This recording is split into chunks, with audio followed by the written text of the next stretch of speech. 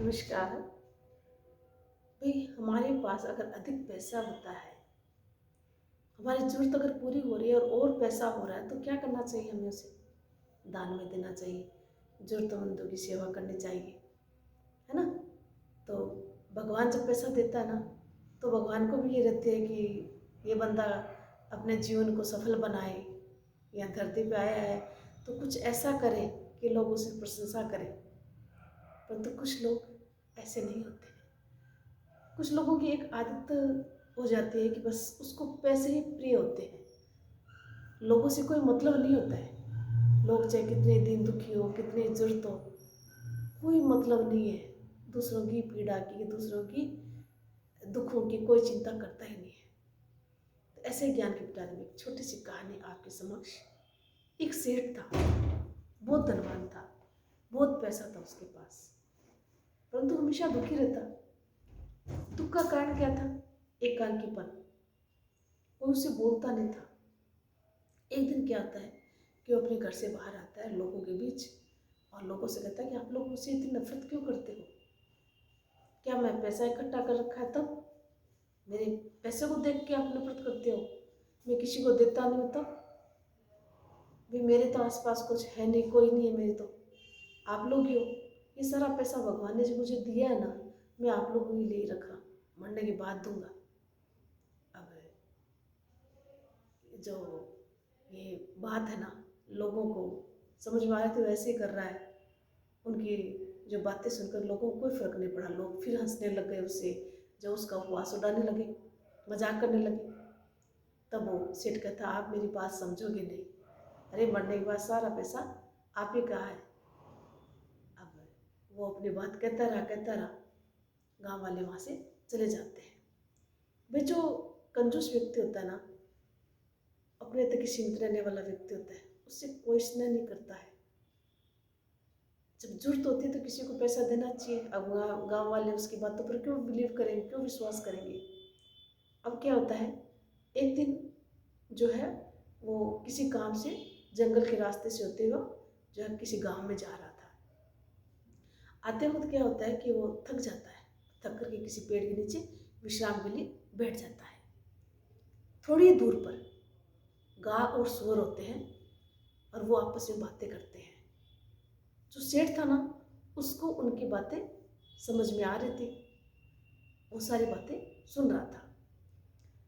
अब सुअर गाय से कह रहा था कि मुझे ये समझ में नहीं आ रहा है कि मैं सबके लिए नफरत का कारण क्यों हूँ।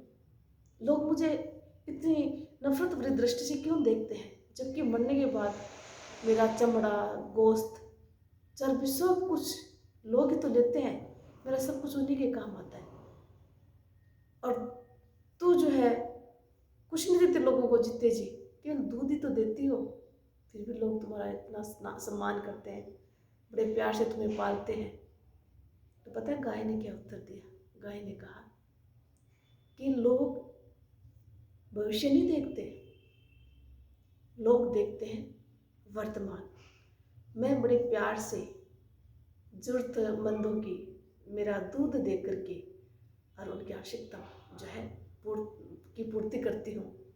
जो वर्तमान में जो कुछ मेरे पास है उसको बड़े सम्मान के साथ, बड़े आदर के साथ, प्यार के साथ मैं उनको देती हूँ। भविष्य को कौन देखता है? और इसीलिए मुझे सम्मान की दृष्टि से देखते हैं। तू जीते जी तो उन्हें कुछ नहीं दे रहा ना, इसलिए लोग तुम्हें नफरत की दृष्टि से देख रहे हैं। सेठ सारी बातें सुन रहा था, उसे सारी बातें समझ में आ रहे थे। अब सेठ को वो सारी बातें समझ में आई कि लोग मुझसे नफरत क्यों करते हैं।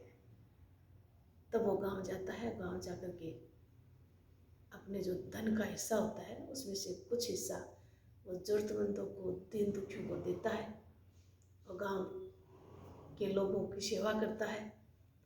कहीं कुआं, बावड़ी, तालाब का निर्माण करता है। जो अविवाहित कन्याएं होती हैं उनकी शादी करवाता है। अब फिर लोग उनसे प्यार करने लगे और कोई भी उससे नफरत नहीं करता था। कहने का तात्पर्य है कि भाई अगर पास में पैसा है ना तो हमें भविष्य को कभी नहीं देखना चाहिए। भविष्य को किसने देखा? आज है कल नहीं। इसलिए वर्तमान में जीना सीखो, वर्तमान में जी करके अपने जीवन को सुंदर बनाओ, भविष्य की चिंता करना छोड़ दो। इसलिए उस सेठ को जो बात समझ में आई ना, इस कहानी से यही कहना चाहती हूँ कि अगर पैसा अधिक हो, थोड़ा है तब भी अपनी आवश्यकता की पूर्ति होने के बाद थोड़ा दान पुण्य करना सीखो। हमसे भी नीचे कोई है जिनको आवश्यकता होती है, उनको जितना हो सके कुछ न कुछ दो। और मैं तो हाथ जोड़ के यही प्रार्थना करती हूँ कि संसार में जो भी दुखी हैं, जो ज़रूरतमंद है, जो इतना पीड़ित है अपने जीवन से कि उनको 2 वक्त का खाना नहीं नसीब होता, तो हमें उनको निश्चित रूप से उनका सहयोग करना चाहिए। और जो किसी कारण से बहुत ज़्यादा परेशान है, कोई आर्थिक दृष्टि से या कोई कारण से उनको कोई नुकसान हुआ है, तो समाज में जिनके पास पैसे हैं ना, वो लोग आगे आएँ और उनको उठाने का प्रयास करें, फिर से अपने बराबर लाने का प्रयास करें। अपने पैसे को हम साथ में नहीं ले जाएंगे, यही रह जाएगा। इसलिए वर्तमान में जियो, अच्छे कर्म करो और भविष्य की कभी चिंता नहीं करो। यही जीवन है। अच्छी सोच होगी तो हमारी बुद्धि ठीक होगी, हमारी आने वाली पीढ़ी अच्छी होगी, है ना। तो हमें हमेशा ही अपने विचारों को शुद्ध रखना चाहिए और लोगों तक अपनी अच्छी भावना तो पहुंचानी है। अगर धन अधिक है तो धन से भी सहयोग करना हमें जो है चाहिए, जिससे कि लोगों का भला हो सके, कोई भी दीन दुखी संसार में न रहे।